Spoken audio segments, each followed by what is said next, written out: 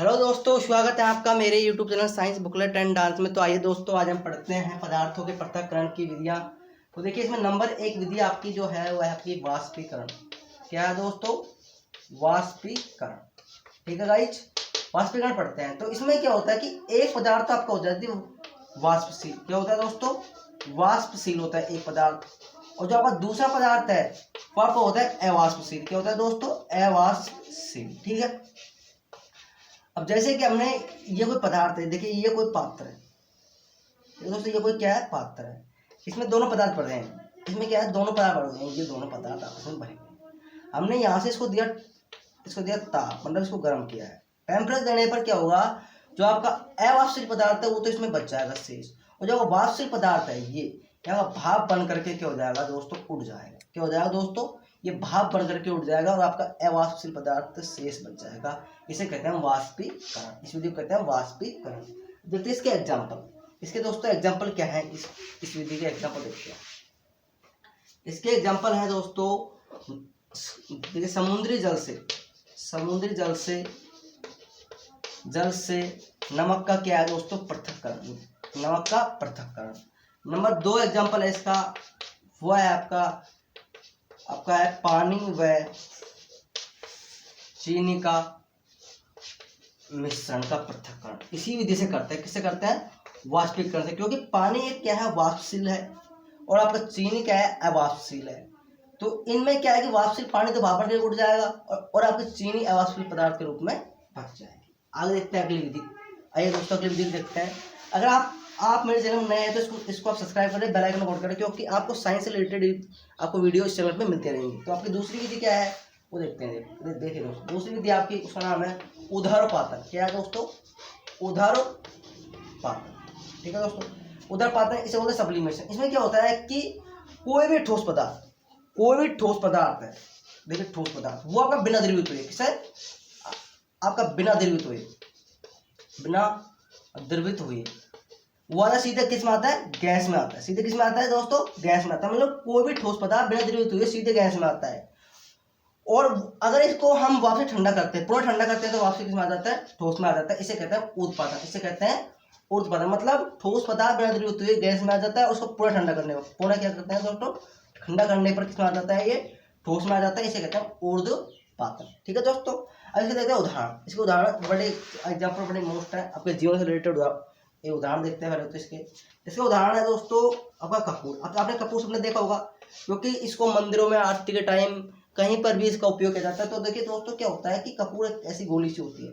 इसमें क्या करते हैं? इसको हम ताप देते हैं, मतलब इसको हम जलाते हैं। ठीक है, जलाते हैं तो ये क्या है कि सीधे सीधे गैस में आती है। आपने कभी देखा है कि मतलब कपूर को मतलब द्रव अवस्था में आते देखा है कभी? शायद नहीं देखोगा, मेरे जहाँ तक आइडिया है।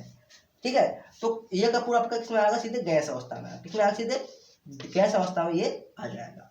उसके बाद अगला एग्जांपल है आपका, वह आपका भाई साहब नेपथलीन। क्या है दोस्तों? नेपथलीन है। फिर उसके बाद आयोडीन का प्रत्यय होता है दोस्तों आई। क्या होता है? आई। ठीक है, अब स्टार लगा लिखा हूँ, बहुत इंपॉर्टेंट है, काफी सारे कंपटीशन में वेरी वेरी वेरी इंपॉर्टेंट है, चाहे आप देख लेना कि नौसादर। क्या है दोस्तों? नौसादर। इसका काफी बड़ा फॉर्मूला हो जाता है। फॉर्मूला इसका फॉर्मूला है, इसका सूत्र है NH4Cl, अमोनियम क्लोराइड। क्या है दोस्तों? Ammonium chloride. इसका अगला उदाहरण देखते हैं। अगला उदाहरण वेरी वेरी इंपॉर्टेंट है, सूक्ष्म बर्फ का सूत्र क्या होता है बताइए दोस्तों? आपको अगर आता है तो कमेंट में डालें, नहीं मैं बता रहा हूँ। इसका सूत्र होता है CO2। क्या होता है दोस्तों? CO2। सूक्ष्म बर्फ का सूत्र होता है CO2। एक इसका अगला और एग्जांपल है वो है एंथ्रासीन। क्या है दोस्तों? एंथ्रासीन। ये क्या आपके ऊर्ध्वपातन के क्या है दोस्तों? उदाहरण है। एंथ्रासीन, सूक्ष्म बर्फ, आपका कपूर, नेपथलीन, आयोडीन और नौसादर वेरी वेरी इंपॉर्टेंट है दोनों। ये इनको ध्यान रखना। ठीक है दोस्तों, स्क्रीनशॉट ले सकते हो, ले लीजिए। आइए दोस्तों आगे चलते हैं। अगली विधि है, उसका नाम है आपका आसवन। क्या है दोस्तों? आसवन विधि है।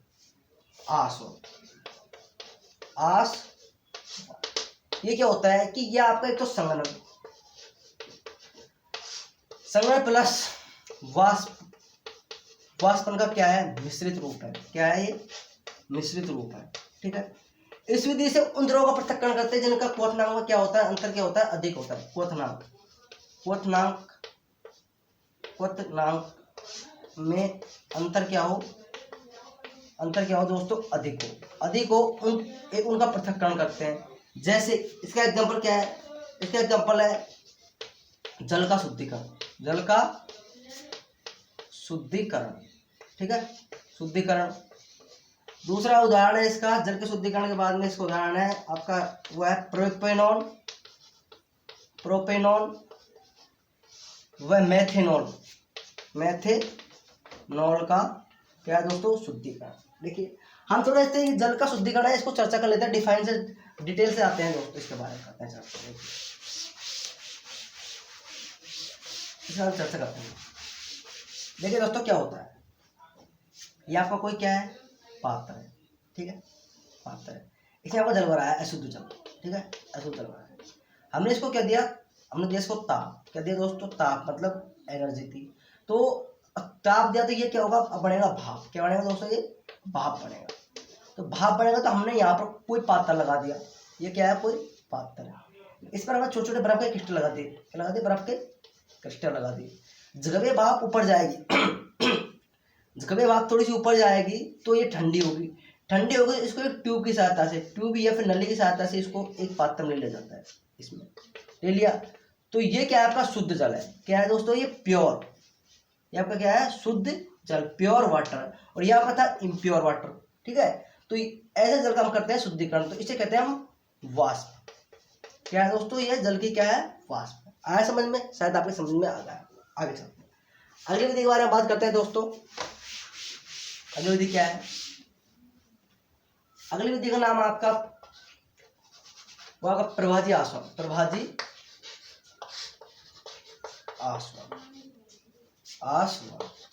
देखिए दोस्तों इस विधि में क्या होता है, इस विधि से उन द्रवों का पृथक्करण किया जाता है जिसके क्वथनांकों का अंतर क्या हो, क्वथनांकों का अंतर क्या हो दोस्तों, अंतर कम।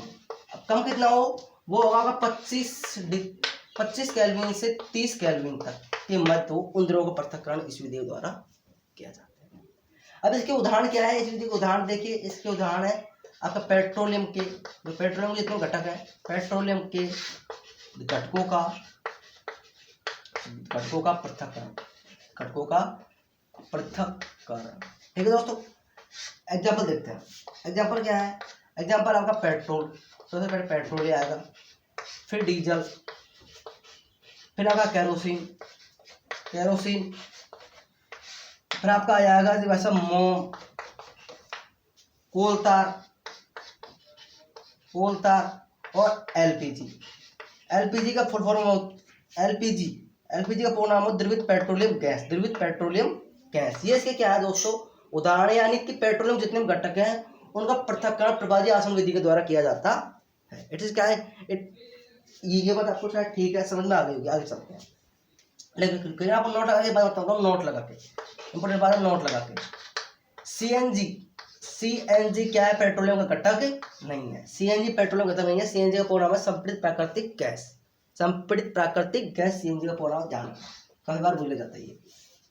आगे देखते हैं, आगे है भाप आसवन विधि। कौन सी विधि आगे, भाप आसवन, ठीक है दोस्तों।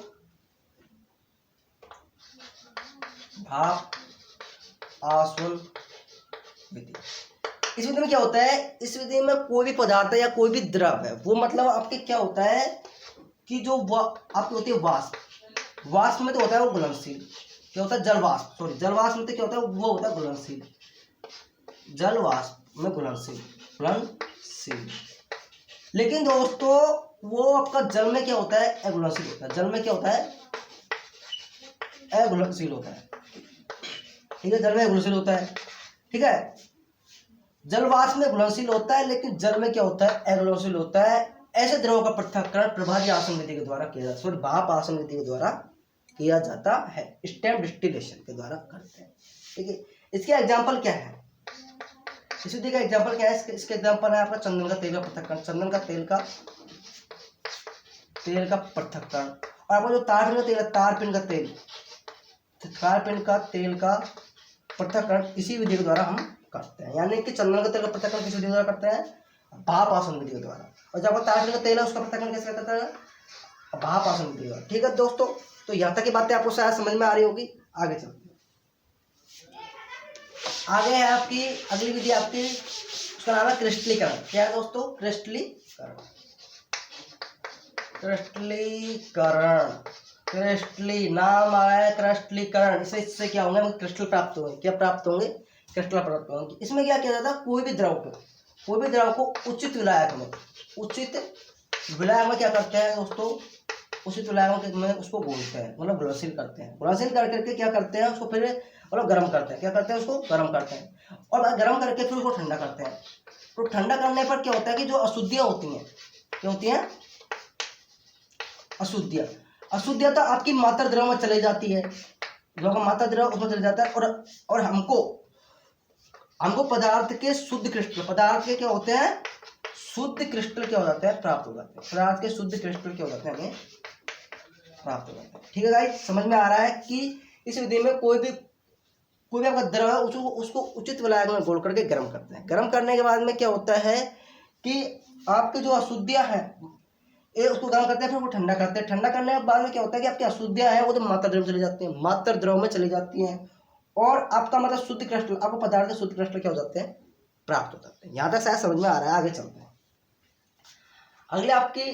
अगले देखते हैं इसके उदाहरण देखते हैं। इसके उदाहरण क्या क्या है?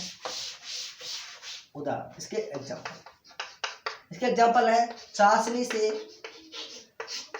चीनी को अलग करना। चाशनी से चीनी को अलग करना किसका उदाहरण है? आपका क्रिस्टलीकरण का उदाहरण। ठीक है, और एक उदाहरण आपको बताया था कि मतलब समुद्री जल से नमक का पृथक्करण, समुद्री जल से नमक का पृथक्करण वो भी इसी विधि का आएगा। और एक उदाहरण है इसका टकरी का, टकरी के क्रिस्टल। ठीक है दोस्तों, तो ये होगा। अगली विधि आपकी लास्ट विधि है पदार्थों के पृथक्करण की, अंतिम विधि है। उसके बाद आपका टॉपिक क्या है? समाप्त है। ठीक है दोस्तों, उसका नाम आपका क्रोमोटोग्राफी या फिर से बोलते हैं वर्णलेखनी। क्या बोलते हैं? वर्णलेखनी। देखिए दोस्तों, इस विधि के साथ मिलाते हैं इसकी खोज किसने की थी? इसकी खोज की थी टेस्टवेट ने। किसने की थी खोज बराबर आपकी की थी टेस्टवेट ने इसकी खोज की थी। ठीक है, अब देखते हैं इसमें क्रोमो का, जो आपका क्रोमो शब्द है इसका अर्थ क्या है? इसका अर्थ है रंग। अर्थात इस विधि में रंगों का क्या किया जाता है? पृथक्करण किया जाता है। किसका? रंगों का पृथक्करण इसी विधि के द्वारा किया जाता है। किसकी विधि के द्वारा? क्रोमोटोग्राफी के द्वारा। ठीक है दोस्तों, क्रोमोटोग्राफी के द्वारा रंगों का पृथक्करण किया जाता है। शायद समझ में आ रहा है। ठीक है, तो देखिए इसमें मतलब क्या होता है कि वो एक विलायक में क्या होता है? घुलनशील होते हैं। एक विलायक में घुलनशील होते हैं रंग, लेकिन उनके जो अधिशोषण की दर होती है वो आपकी क्या होती है? अलग अलग होती है। अधिशोषण दर क्या होती है? अलग अलग। और इसमें जो पिगमेंट होते हैं ना, पिगमेंट यानी कि वर्णक, इन्हें कहते हैं वर्णक, इन्हें बोलते हैं पिगमेंट। ठीक है, पिगमेंटों को जो अगर पिगमेंट होते हैं उनका मतलब पृथक्करण यानी कि मुख्य कार्य इनका जो है वह है आपके वर्णकों का पृथक्करण करना। आपसे बोले जाए, कंपटीशन में बोले जाए कि आपके वर्णकों का पृथक्करण किस विधि के द्वारा करते हैं, तो उसका नाम होगा आपका क्रोमोटोग्राफी। क्या होगा दोस्तों? क्रोमोटोग्राफी। ठीक है, यहाँ तक शायद समझ में आ गया। अब इसके देखते हैं दोस्तों उदाहरण। क्या देखते हैं? इसके एग्जाम्पल बड़े सीधे सीधे से हैं जो आपने देखे होंगे। डाई को अलग करना। किसको अलग करना? डाई को अलग करना। आपने अपने बालों में डाई कराई होगी तो उसको अलग किसके द्वारा करते हैं? क्रिस्टलीकरण द्वारा। क्योंकि आप अपने माथे को धोते हो तो उसमें से वो डाई के जो क्रिस्टल होते हैं आपके माथे में से बाहर आ जाते हैं। ठीक है, तो ये डाई का पृथक्करण होगा। अगला जो है वो डाई के पृथक्करण के बाद में वह है आपका फूल पत्तियों का पृथक्करण इसी विधि के द्वारा करते हैं। तो ठीक है दोस्तों, आज के लिए इतना ही, बाकी बातें कल करेंगे। आपका तो पदार्थ का टॉपिक है वो पूरा हो गया है, हमने पूरा कर दिया इसको। अब देखते हैं आगे टॉपिक कौन सा लेना है। Okay guys.